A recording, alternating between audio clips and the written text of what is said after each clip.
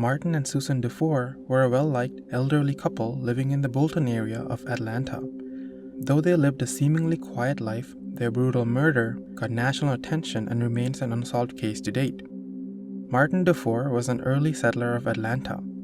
In 1853, he moved his family to the Bolton area and took over the operation of a ferry, where he took passengers across the Chattahoochee River.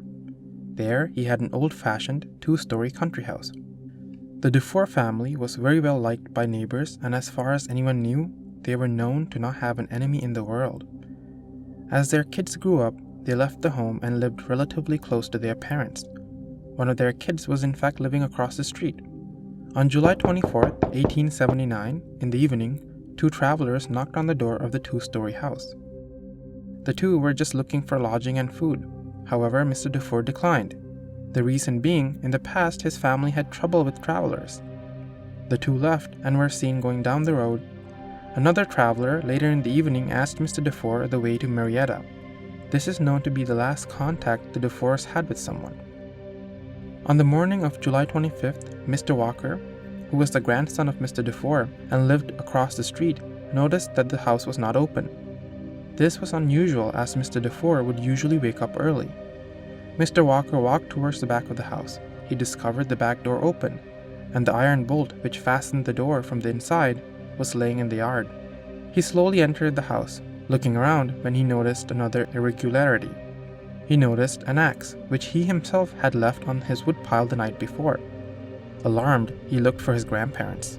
When he entered the room, he saw his grandfather and grandmother laying dead on their bed, their heads almost severed from their bodies. The newspapers at the time reported the crime and caused a huge stir in the community, and the finest detectives were put on the case to figure out who the murderers were. When the police started combing through the house, a lot of details started to stand out. The side door was fastened, yet the other doors were all open.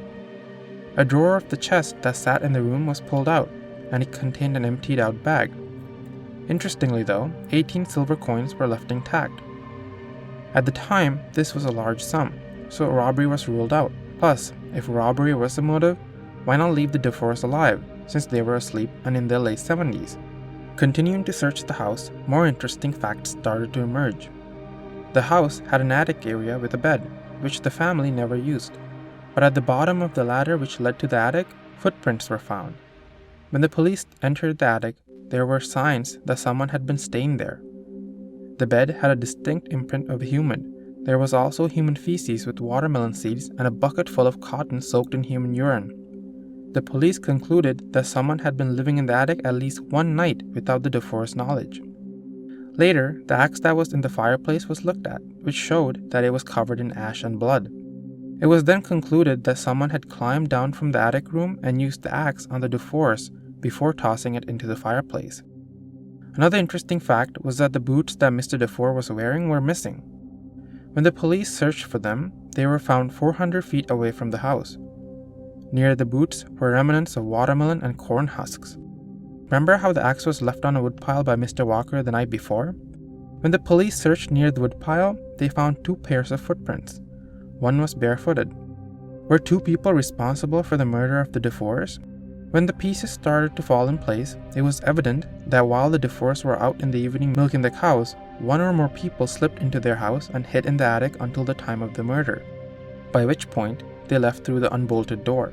One can assume it to be travelers, yet knowing the timing of the DeFoors and the layout of the house seems to indicate that it was someone who knew them. Plus, if it were travelers, why leave 18 silver coins behind which they could have taken? The police released bloodhounds and questioned many of the people leaving and moving around in the area, yet no solid leads were found.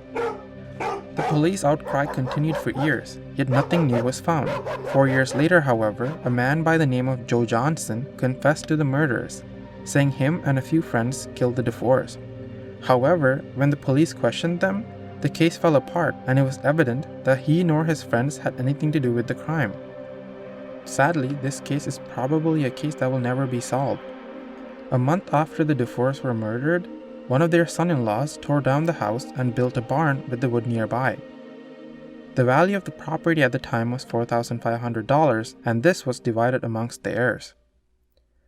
Thank you so much for watching. Please let us know what you think about this case.